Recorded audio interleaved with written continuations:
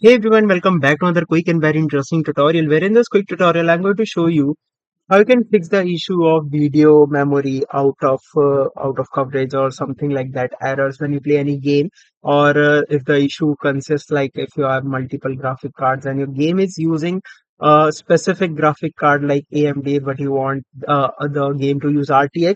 How you can fix all of that now? In order to fix that, just simply click on this option of search here and you have to search for graphic settings. Now inside the graphic settings you need to scroll down until you find this option of application, multiple application. Here you need to either you'll find your game here, or you can just simply click on this option of add desktop app so you can find or add any application.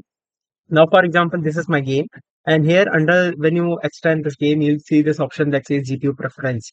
Now, here it currently says that this is selected as power saving and AMD Radeon graphics are selected. Now, here you need to select this option that says high performance NVIDIA GeForce RTX or whatever version of RTX that you have.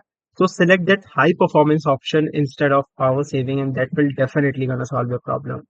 Alright, so that's it for this tutorial. I hope this video will be helpful for you. Make sure to hit the like button and subscribe button for more such helpful and interesting tutorials. See you in the next one. Take care.